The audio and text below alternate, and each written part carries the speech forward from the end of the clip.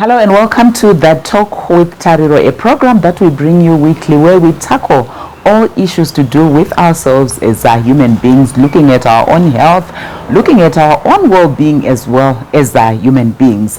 And today we are looking at one issue which has become quite topical and worrying in our country. That's the issue of human trafficking. Over the past months, we have heard of stories in the newspapers, girls stuck in foreign lands and being facing all forms of abuse in those countries. So this week we are going to really unpack, when we're talking about human trafficking, what exactly happens and what are the telltale signs that you need to look at. And then come next week, we're actually going to have one of the ladies who was trafficked and had a terrible ordeal in a foreign country to come and share experiences with us. So today on the show, we are joined by Mr. Gerald Johnson Shirichena. He comes from Vukarhani Trust, which is an anti-human traffic organization.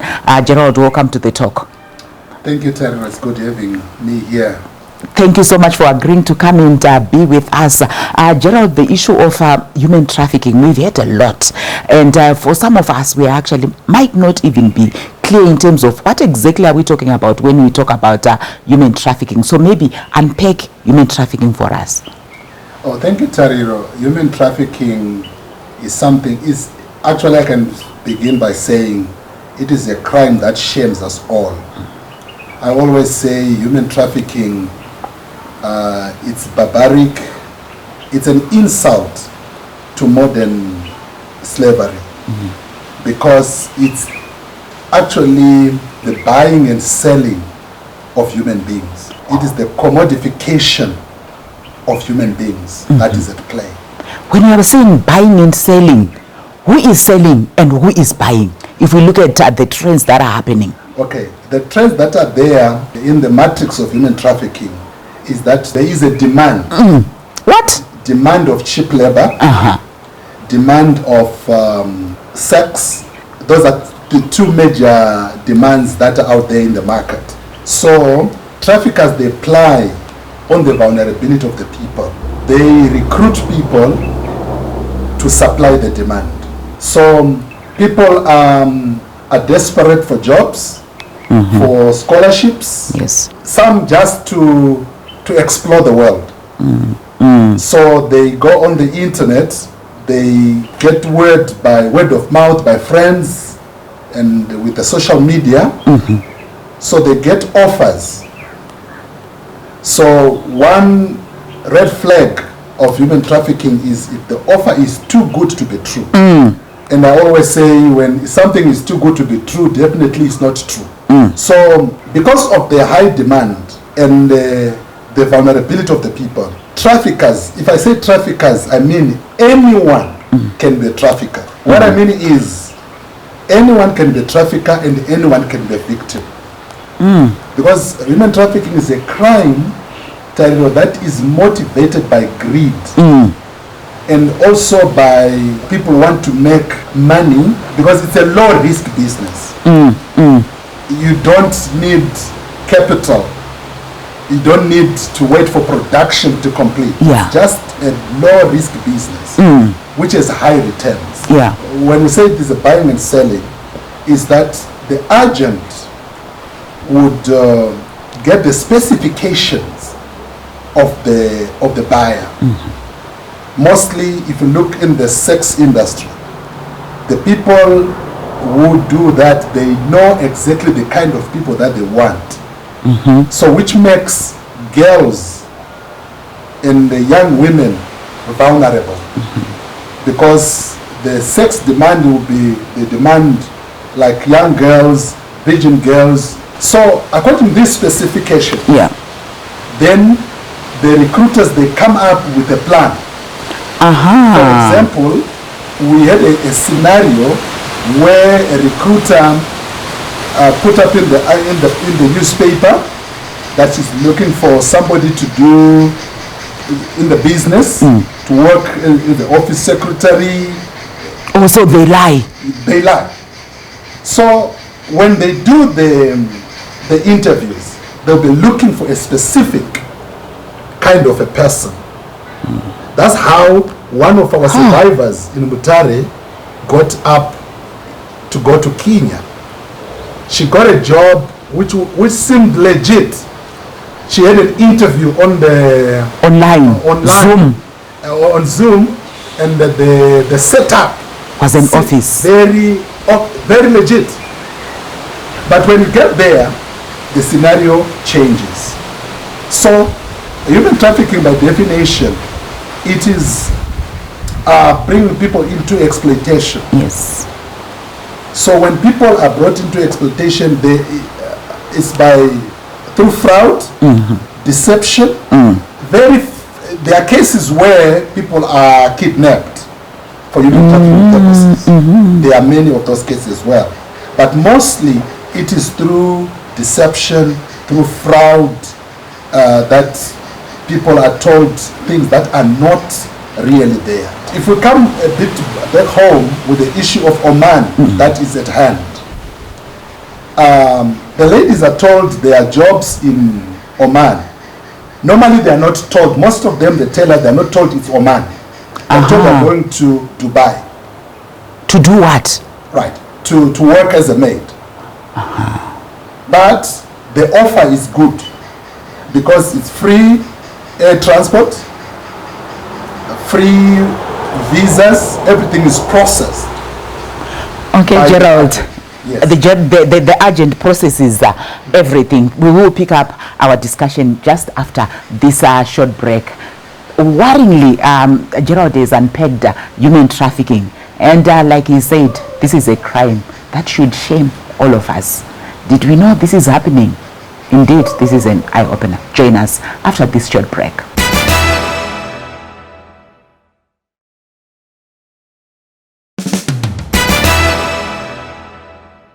Welcome back. Our discussion on an issue that worries us, human trafficking, continues on the Talk with Tariro.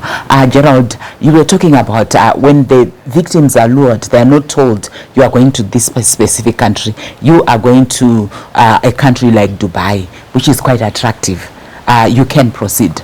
Yes. So when they are told that they are going to Dubai, every girl, every young woman, or even men, mind you, Tariro, we now have men who have come up as victims. Also? Yes, that are also in Oman. So what I'm saying is, when every person would like, Dubai is a country which like everyone wants to go there. So they are told you are going to get money from $400 US to $700 per month, which would be increased as you go. Yeah. They are also told with ladies they are going to be given everything that has to do with women. Sanitary wear, clothes, and they will be told that you will be showered with gifts. We pick up the trend that the agents were using some of the women that are already in those situations to send audios and videos of themselves. They'll be forcing them to do that. Yes, they'll be forcing them to do that. So they make videos of them in a very nice building, nice place, showing off some gifts to lure the people that are here. Yeah. Right. So the whole process is very quick. We tried to get into the system to see how they do it. Yeah. We set up somebody pretending that she wanted to go. The process took 3 days. Wow. She already had a ticket. And visa? Oman don't need a Visa. It's processed fast. Very fast. They are so connected. This is one thing that human trafficking is. It's clandestine, and it seems it's loosely coordinated, but those people are very coordinated. It's a cartel. Here in Zimbabwe, the cartel involves even people in big places, because we had one audio of an agent who is in Oman, who is Zimbabwean. She actually said she has connections in the court system, in the prosecuting system, in the policing system. So there are people that facilitate this. Okay, Tariro, before I continue from there, when an agent is doing these things. Some of the people, they are committing a crime unknowingly. For example, they use people to transport these people. They can call, because an agent can be someone that you know, but you don't know that is doing that. That's what they're doing. Can you pick this person for me, and they put that person on road port, and then you don't know that this person is actually being sold. So when the girls, the process is done, when they get the visa, the PCR, and the vaccination cards, all those details. Mostly these are fake. When we did this with another lady, when we tried to see the processes, seated at Roadport here in 4th Street, seated in the office of the bus company, a PCR was brought from a well-known doctor in Harare. When she had not done the test. She had not done. I was sitting with her, and the PCR was brought, and the yellow vaccination card was brought. Right, because they had changed the system, because we mount up pressure at the airport, and they were now being quizzed when they were getting on the airplane. On the aeroplane, so they changed the modus operandi. They were going through Roadport to Johannesburg, and then fly from there. Yes. And I recently picked another one. Recently they are getting visas, tourist visas for the maid. When they get to Oman, they change the visa into a working visa. Working visa. So they always change their modus operandi. So when they get to Oman, the situation changes, because the so-called sponsor, I hate calling these people sponsors. I normally want to call them the traffickers. Yes, and they are traffickers. Yes. So the sponsors, the so-called sponsors, they come. The first thing, from the story that we have heard from the women, before they even exchange greetings, you must hand over the envelope that we'll be holding. The envelope will be having your visa, your passport. You hand it over. There and there, the freedom is stolen. That's when you face your Sometimes even a phone is taken. So what happens with the agent? The agent, there is an agent in Oman. There's an agent in Zimbabwe. The agent in Zimbabwe has also runners, people that recruit for him or her. So when the agent in Oman knows that the person is right on the plane, so it's like the girls are told to get photographs of them. Now I'm at the airport, they're in the plane. I'm wearing this. And now they know the person is on the plane. They get their money. So when they get there, they're given to these sponsors, where a lot of things happen. I think the girl is going to come next week. She will explain to us all that. But what happens is, with human trafficking, we are discussing the international one, but it also happens domestically. How? We have had cases of people who go to the rural areas. They recruit these small girls to bring them to town. Say they are looking for jobs for them. On the regional scene, we have the scene of the Timothy Omotoso's case. The Timothy Omotoso's case in South Africa is in the public domain. It's in the public domain, yes. Yes. And here in Zimbabwe, we have people that are doing, there are cartels that are doing that. We are made to understand, we are still to investigate, that in the avenues, there are houses that are holding these small girls that are brought from as sex workers now. As sex workers. Okay, worryingly. We will continue with the discussion after this very short break. Stay tuned.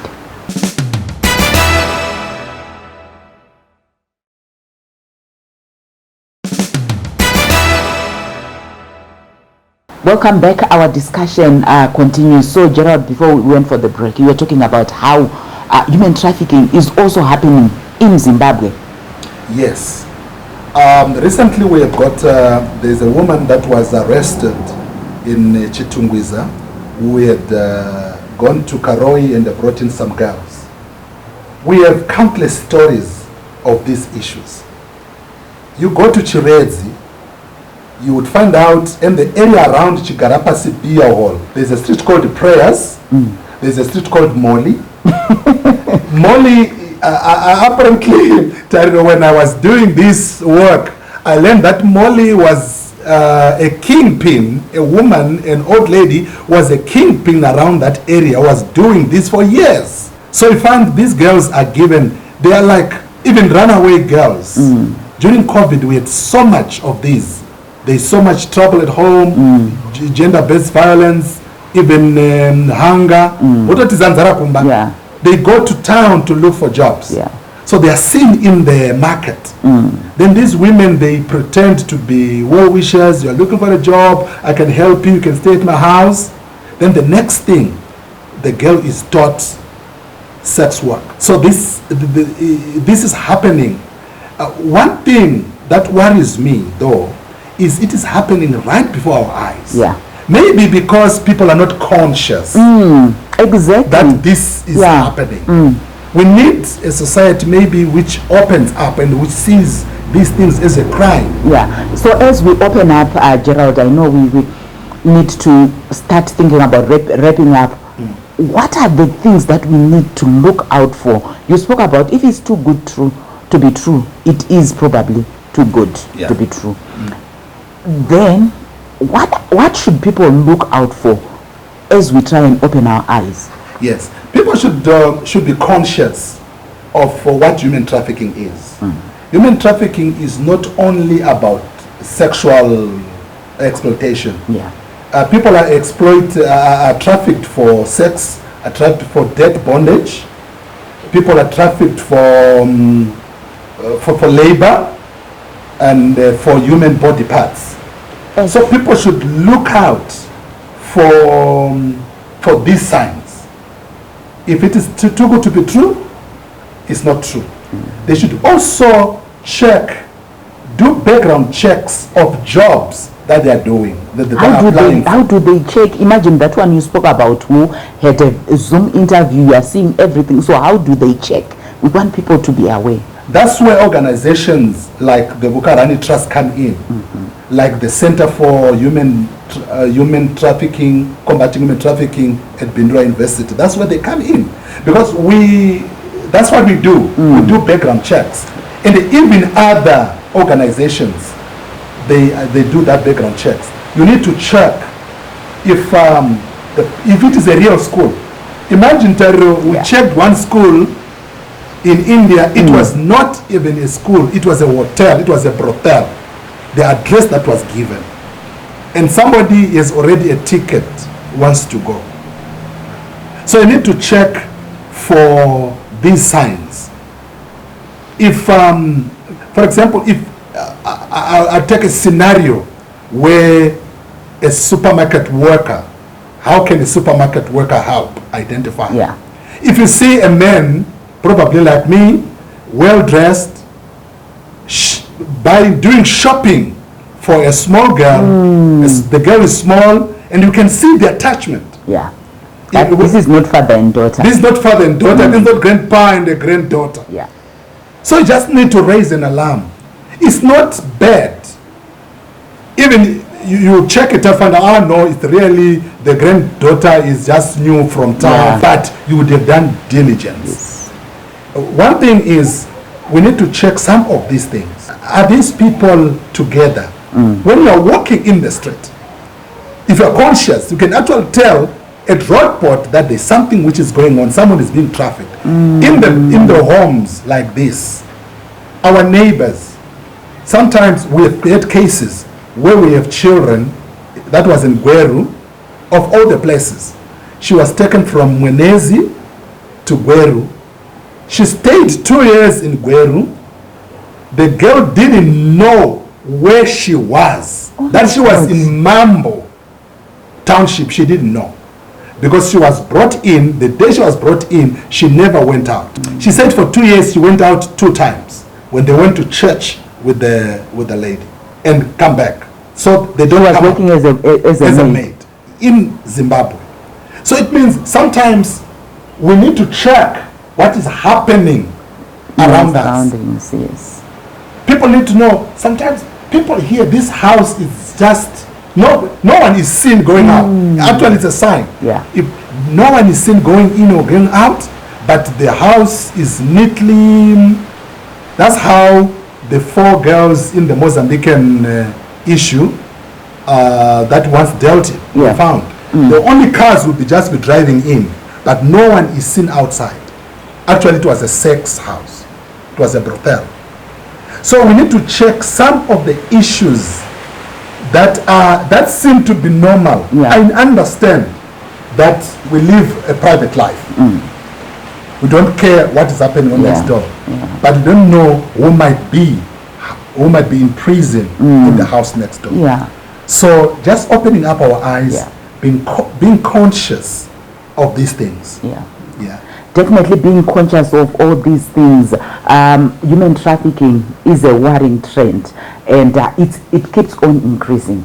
So when we say your message, maybe because you have said people need to be open, what would you then say is my message to Zimbabweans? Just creating awareness. I know next week we're going to go deep into the issues, hearing from one girl who actually went through this whole ordeal. But what is your parting shot to Zimbabweans on human trafficking? I would say human trafficking is a crime that shames us all. We need to do something as individuals, as families, as corporates. We need to play our part. We need to be aware of human trafficking. I would say to Zimbabweans, let's be a community. Let's be a brother's keeper. When there is something that is going on that we don't understand, we need to check that out. We need to speak about human trafficking. Tariro, I am worried about public speakers. I am a fan of public speakers. But really, I have not heard any public speaker or even who speaks against human trafficking. We need to speak. We need to create hashtags about human trafficking.